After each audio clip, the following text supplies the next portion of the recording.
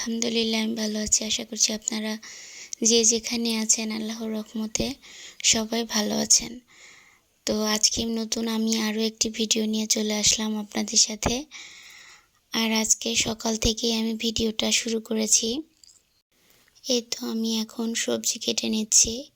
আর প্রথমেই আমি ব্রোকলিটা কেটে নিলাম, আর তারপরে আমি পাতাকপিটাকে একদম ছোট ছোট ঝিরিঝিরি করে কেটে নিব।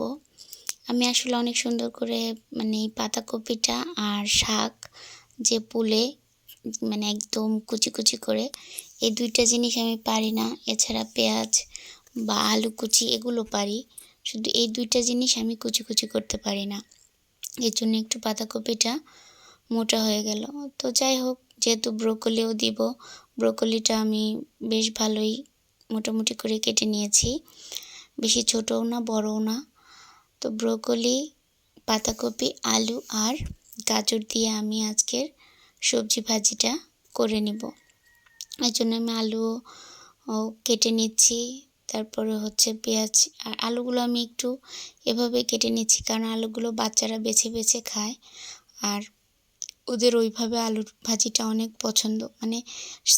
শুধু সিঙ্গেল আলুটা ভাজি করলে ওরা বেশি পছন্দ করে, কিন্তু একটু সবজি দিচ্ছি কারণ আমার হাজব্যান্ডও সবজি পছন্দ করে, আমিও সবজি পছন্দ করি, আর রুটি দিয়ে সবজি ভাজি তো ভালোই লাগে।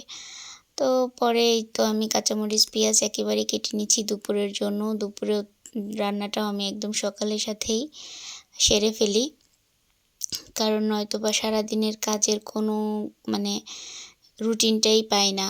যদি একটু লেট হয়ে যায় সমস্ত কাজে সব কিছু একদম এলোমেলো হয়ে যায়, যার কারণে আর কাজ করে দিন শেষে কাজ করে সময় পাওয়া যায় না।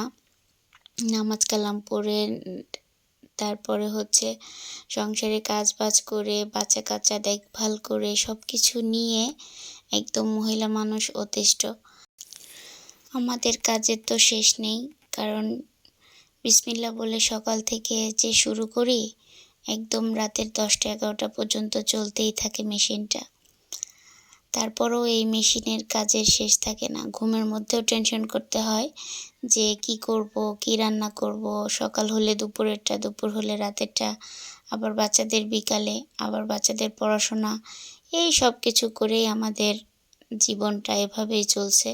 তো আলহামদুলিল্লাহ ভালো আছি, যেভাবেই আল্লাহ তাআলা যার দিন যেভাবে নেয় সে সেভাবেই ভালো থাকে।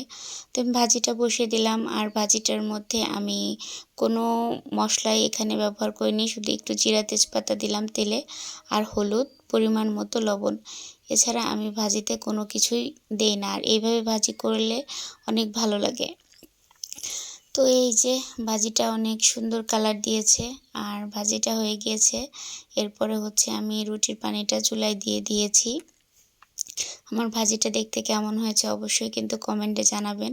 আর এরকম ভাজি রুটি দিয়ে খেতে ভীষণ ভালো লাগে। তো আজকে আমি রুটিও বানাচ্ছি, আর বাচ্চাদের ব্রোকলিটা খাওয়া খুব দরকার, এই জন্য আমি ব্রোকলিটা ভাজিতে দিয়েছি।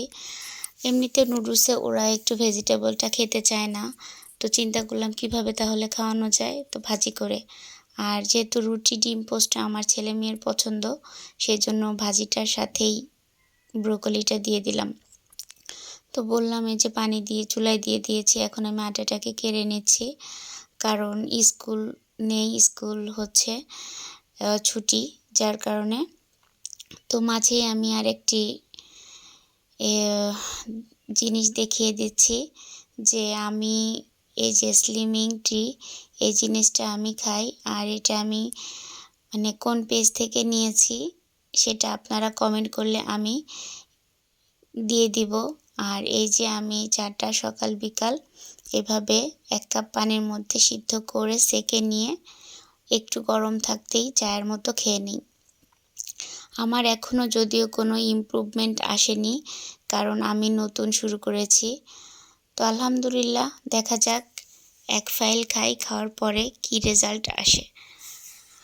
তো এই যে এখন আমি সুন্দর করে রুটিগুলোকে বেলে নিচ্ছি, আর রুটিগুলোকে বেলে আমাকে রেখে দিতে হবে, কারণ রুটিগুলোকে সাথে সাথেই ভেজে ফেললে ঠান্ডা হয়ে যাবে, কারণ আমার হাজব্যান্ড বাচ্চারা সবাই ঘুমাচ্ছে, আর আমি সকাল সকাল এগুলোকে মানে কাজগুলোকে এগিয়ে নিয়েছি।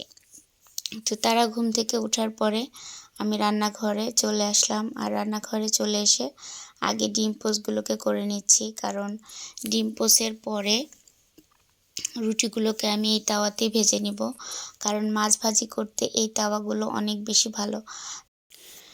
তো আর এইখানে সামান্য একটু তেল থেকে যাবে, তেলের মধ্যেই আমি রুটিটাকে 3টা ডিম 3 জনের জন্য পোস্ট করে নিয়েছি। এখন আমি এটার মধ্যেই রুটি সেঁকে নিব, কারণ এই সামান্য একটু তেল পড়ে যায়, আর রুটিটা গরম গরম খাওয়া হয়ে যাবে, তেলটাও আমার নষ্ট হবে না। তো সংসারে করতে গেলে আসলে অনেক কিছুই করতে হয়, একটু ফোঁটা তেলেরও দাম আছে। হয়তো বা কেউ দেখলে আমাকে কৃপণ ভাববেন যে এই ডিম পোস্ট করা তেলটাও খেয়ে ফেললো রুটি দিয়ে। হ্যাঁ, খেয়ে ফেললাম, কারণ ডিম পোস্ট করা তেল সচরাচর সবাই ফেলে দেয়, আর যেহেতু সামান্য পরিমাণে তেল ছিল, এটার মধ্যে রুটিটা গরম গরম খেয়ে নিলে কোনো সমস্যা হবে না। হ্যাঁ, রুটিটা ঠান্ডা খেতে গেলে একটু গন্ধ করবে, কিন্তু আমি গরম গরম খেয়ে ফেলবো। বাচ্চা খাক বা আমি নিজে খাই, খেয়ে নিব। তো সংসারের কাজ তো শেষ নেই, তো আমার বাচ্চা খাওয়ার জন্য বসে আছে, তো যার কারণে আমি এখন কয়টা রুটি ছেঁকে নিয়ে আমি ওকে খেতে দিব। ওর ক্ষুধা সহ্য করতে পারে না।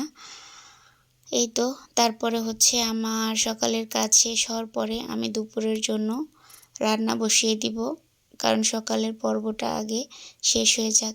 খাওয়া দাওয়া শেষ করে এসে আমি দুপুরের রান্নাটা তাড়াতাড়ি করে নিব, তাহলে সব কাজের রুলস পাবো। তো আমার ভিডিওটা যদি ভালো লাগে তাহলে অবশ্যই লাইক, কমেন্ট এবং সাবস্ক্রাইব করে শেয়ার করে দিবেন।